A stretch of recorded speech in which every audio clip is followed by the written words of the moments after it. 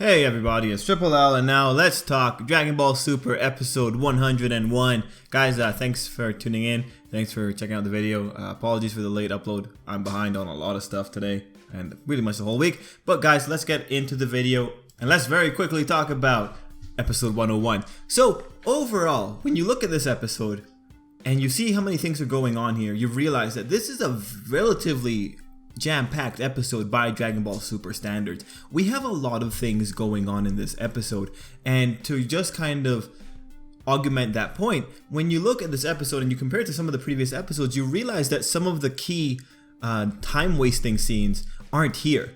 And the ones that I really am kind of pointing towards are the ones that involve the Kais and the Gods of Destructions talking. And mind you, we still got that in here, but at least in this episode, it was much more reasonable. It was when they were commentating on the fact that, hey, we just lost 5 guys.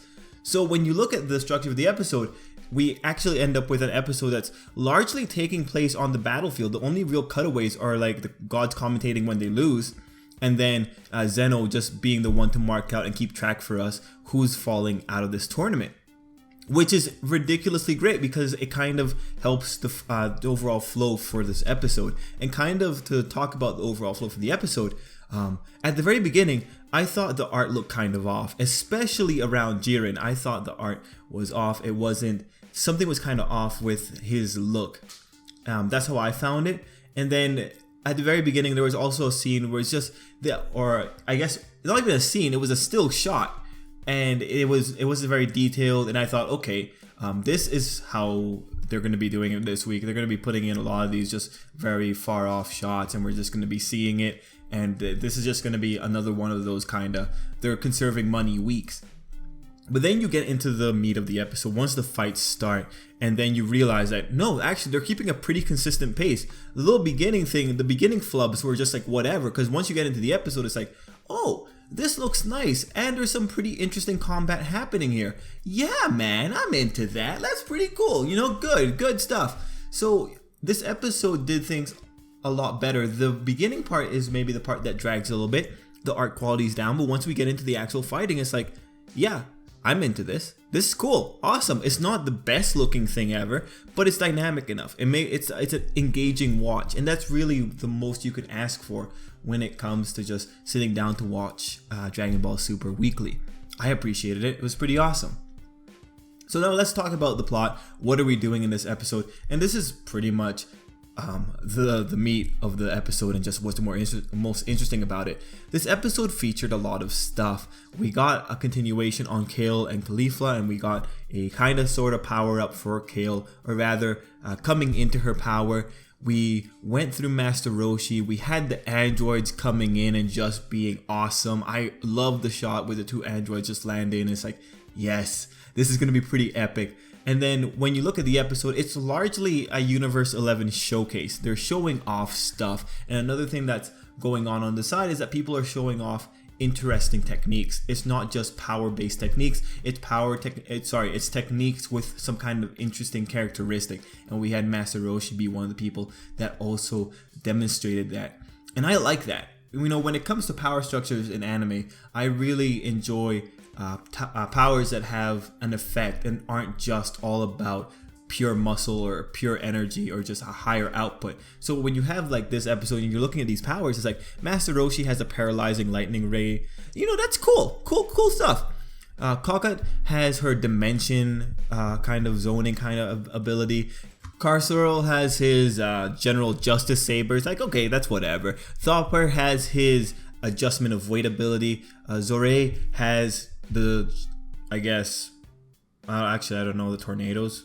Whatever. You know, overall, they all have some pretty interesting powers. Weight changing, dimension swap, sabers.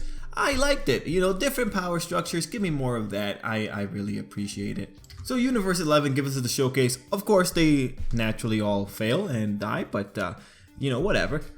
Good enough for me. But it was all overall a very engaging thing. And it was, again, very cool to see the androids doing stuff and just being awesome.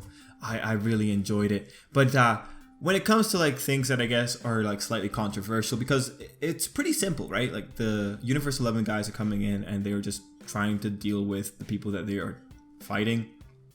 and then we have the androids and Goku thrown in. Like, all that's really interesting, but it's all very simple stuff. It's just exchange of powers. When it comes to development and really real character interaction, it's ultimately Kale and Caulifla, and there's nothing wrong with that. Now, personally, I don't really care for Kale's character. I think she's weak mentally. I think she's like rather annoying. That's just part of her character. But as we see in this episode, she kind of like comes to terms to it to some degree. That she has some confidence in herself and she manages to go berserk without going berserk, if you know what I mean. And in terms of development, that's pretty good, right? It makes sense that of all the people, the race that's going to be doing this are the Saiyans. So I personally really enjoy that. And truthfully, the moment that Kale got stuck in that dimensional zone, it's like, okay, we all know that she's going to go berserk and she's going to just break out of this. What I wasn't expecting was that she was going to break through that thing without going berserk. And now it calls back into the question, just like, where is her ki at? Like, what's the starting point for her ki? Is she one of those characters who is just naturally gifted at increasing their power? Are they naturally gifted? Or are we like dealing with a Hit or a Frieza? Because if you notice, Hit and Frieza are both examples of characters who don't have to put in that much effort to get stronger. They're the characters who say it never occurred to us to try to get stronger. So, you know, is Kale falling in that category? Can she just get stronger just by putting in a little bit more effort? And then the dimension breaking is like, well, what point, what is the tolerance for that dimensional barrier to not be able to handle things? I could easily assume, okay, the dimensional barrier probably can't deal with godly ki. I would assume that. But then Kale's there and she just goes into Super Saiyan, and it's not the Berserk Super Saiyan. So it's like, well, do you just need to go Super Saiyan? Is that it? You just need to like overflow it with energy and you're good to go? Because if that's the point, if that's the case, and I don't know, that's pretty weak. But then you have to consider that we are in the Tournament of Power, and these people are technically the best of their respective universes. It's just kind of odd, right? Because Dragon Ball Super isn't being super, I guess, precise about their powers, they're going to be able to pull this kind of maneuver off, and they're going to be able to justify it with a hand wave. And that's probably like one of the most infuriating aspects of Dragon Ball Super when it comes down to it. It's harder for people to get a grasp for how strong these characters are and what are the tolerances for the various techniques. Anyway, let's see what else I want to talk about. Oh, Android 18. When Cocket managed to get away, and I apologize if I'm not pronouncing her name correctly. It was kind of hard to pronounce. Once she got away from the initial elimination, I knew Android 18 is going to take this girl down. This girl is going to be destroyed by Android 18, because we had previously seen them clashing in like the very first episode of the Tournament of Power. So it was really neat to see that, yeah, Android 18 came in and she got rid of them, or she got rid of her. So pretty awesome stuff. Ultimately, this is a very fulfilling episode because you have a lot of cool things happening. You have Kale getting her power under control. You have the Saiyans getting stronger in general. It's pretty cool. And we get to see a bit of a Jiren and Toppo and Goku stuff at the beginning. Overall, it's a pretty fun episode. Now let's see, any other things to really talk about?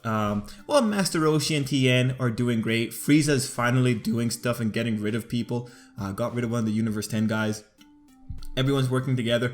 Truthfully, I feel like Gohan's plan is going to be like one of the most effective plans when it comes to getting rid of people. Because they've gotten, I think, 4 people like that so far. Anyway, yeah. Cool stuff. Now, I'm trying to think if there's anything else I really want to add for this episode, but I think that's where I'm at.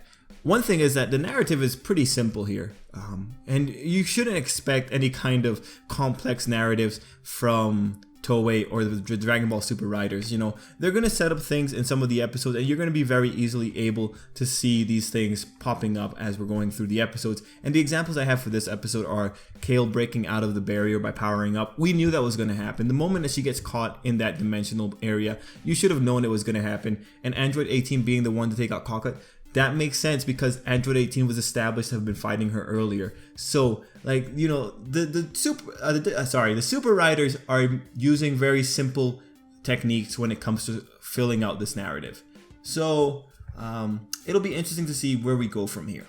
because they haven't really put any bait out after that, except maybe some foreshadowing for who Hit might be fighting. Anyway, guys, I'm going to leave it there. Next week is Vegeta's week. He's going to have that shot that we see in the opening, so it's going to be pretty cool to see. And yeah, I'm pretty excited.